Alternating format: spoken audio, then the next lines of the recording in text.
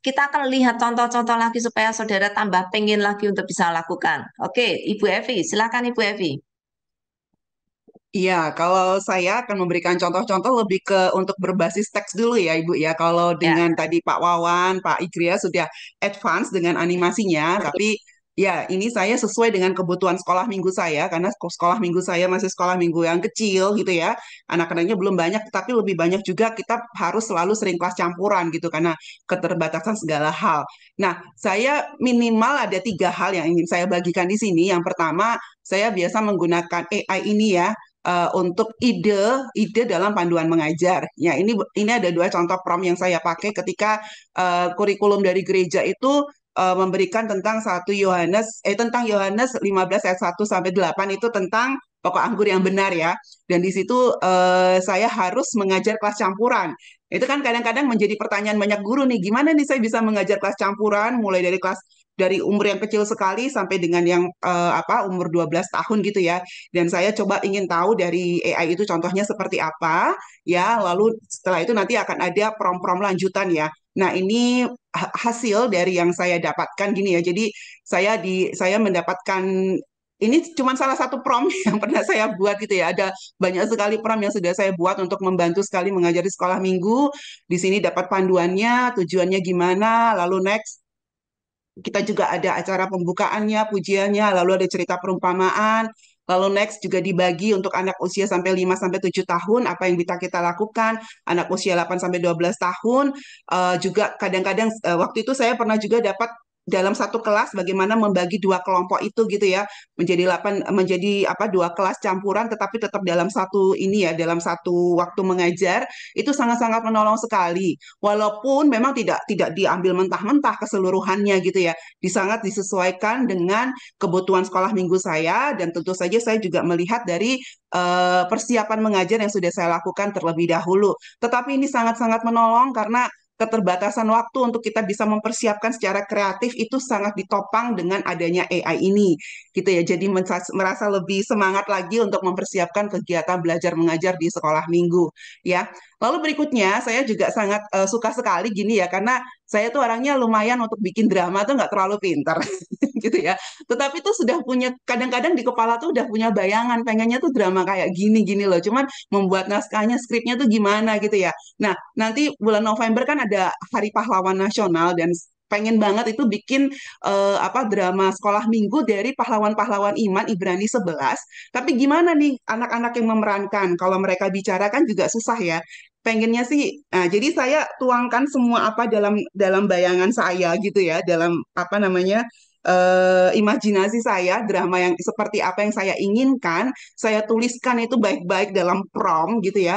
Karena saya sangat ingin mendapatkan hasil yang hampir dekat dengan apa yang saya inginkan paling nggak untuk ide awal dan wow saya dapat dapat ini ya dapat hasilnya ini contoh dari beberapa layar aja yang sudah saya jadi ini ada drama pahlawan iman dari Ibrani 11, lalu ada narator satu karena saya minta 2 narator, narator satu ada narator dua, lalu diberi itu anak-anak diberi, jadi anak-anak menggambarkan Abraham berjalan lambat ke depan dan melambaikan tangan ke tanah yang ditinggalkannya. Wah, ini nih nolong banget dan sangat-sangat mudah diaplikasikan kepada anak-anak karena saya juga minta ya drama ini durasi 10 menit next ya.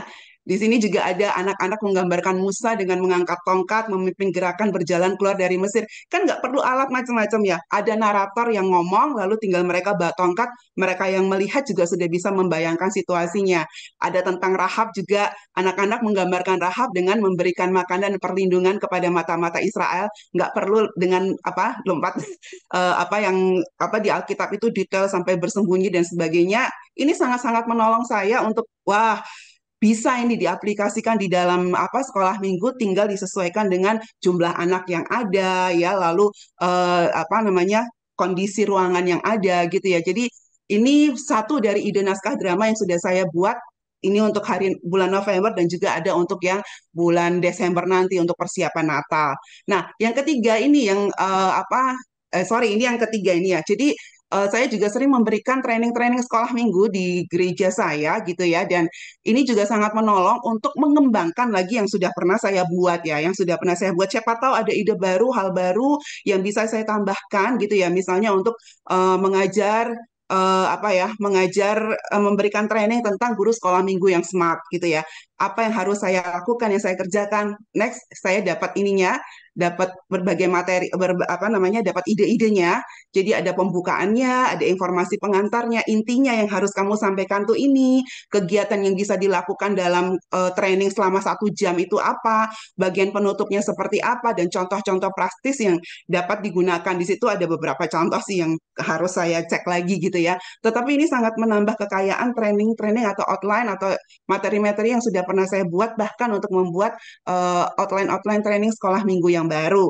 Lalu berikutnya yang baru saja saya coba di apa di sekolah minggu saya dengan AI ini, saya bisa melakukan proses interaksi di kelas karena sebenarnya tadi seperti yang Pak Max sampaikan ya, ini bukan hanya tentang untuk guru aja itu ya. Kadang kita tuh mikir ini untuk persiapan guru, untuk guru gitu ya. Tetapi bukankah yang akan menikmati, yang akan lebih banyak pakai AI itu adalah murid-murid kita gitu ya. Gimana kalau nggak kalau gimana kalau kita ajak mereka juga untuk gunakan AI bersama-sama di kelas sekolah minggu.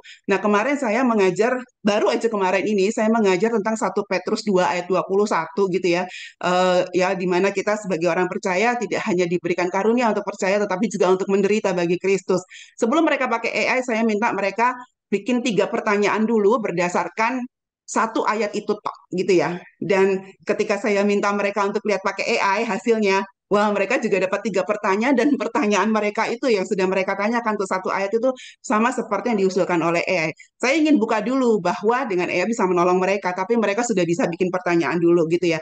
Lalu saya minta, kalau gitu kamu mau tanya apa lagi nih ke AI? Yang satu saya suruh mereka buka pakai Perplexity, yang satu saya suruh buka pakai Bard, karena cuma 3 nih remaja saya. Yang satu saya suruh coba pakai ChatGPT. Nah, lalu ini yang pakai ChatGPT ya, dia bertanya, saya adalah remaja dari gereja. Saya ingin belajar 1 Petrus 2 ayat 21, apa artinya? Dan dia mendapatkan ini ya, sangat singkat, sangat simpel gitu ya. Karena saya cuma minta sederhana aja apa yang ingin kalian tanyakan gitu. Lalu juga saya minta, coba kalian tanya, boleh bisa nggak bikin puisi gitu ya? Ini hasilnya dari ChatGPT, ini hasil yang dari Bard gitu ya. Ini yang ini pintar, dia tuh nggak screenshot hasilnya, tapi dia langsung temukan fitur, saya nggak ngajarin, fitur untuk share. Bilang, Tante, ini bisa share ya? Oh, bisa banget. Linknya bisa aku share ke temanku. Bisa banget, pakai ini ya, Tante. Iya, gitu. Saya nggak ngajarin mereka gitu ya. Dan saya minta mereka untuk membacakan puisi itu setelah tadi sudah dapat tentang 1 Petrus 2 ayat 21, dan ketika mereka membacakannya, banyak, mereka itu kan saya suruh baca satu persatu hasilnya ya, mereka agak terdiam, mereka agak gitu ya. Dan ketika selesai saya tanya, gimana perasaanmu? Mereka bertiga nggak tahu kompakan atau gimana. Mereka bertiga gini, wow. Wah, mereka baru kelas 1 SMP gitu ya, apa anak-anak remaja saya gitu ya. Lalu ada satu anak, saya bisa nanya nggak sih, saya sebagai salah satu remaja, penderitaan apa saja yang bisa kita alami di zaman sekarang ini dan bagaimana cara menghadapinya? Boleh nggak nanya gitu? Oh, boleh banget. Coba kamu nanya. Apa hasilnya? Dia dapat tugas yang dari Perplexity. Ini hasil yang dia dapatkan. Lucu sih. Bahkan penderitaan akibat digigit nyamuk yang penderitaan paling kecil digigit nyamuk pun itu apa bisa berarti penderitaan bagi kita ya, seperti berada di kandang singa seperti Daniel. Kebetulan ini keponakan saya yang karena digigit nyamuk, dia akhirnya kena demam berdarah sampai dokter bilang sudah kritis. Kalau tidak mujizat Tuhan, dia nggak mungkin diselamatkan, gitu ya. Dia jadi relate sama dia, iya ya tante, gara-gara digigit nyamuk aja aku mau mati, dan itu aku menderita sekali waktu itu. Wah, itu saya, wah iya betul sekali seperti itu ya. Dan bagaimana saya menghadapinya, itu dia bikin promnya sendiri gitu, saya nggak ngajarin gitu ya. Menjadi panutan bagi remaja yang lain, menolong orang lain, dan sebagainya gitu. Yang selama ini mereka malu-malu kalau disuruh ngomong aplikasinya apa, pelajaran apa yang mereka dapatkan dengan bantuan ini.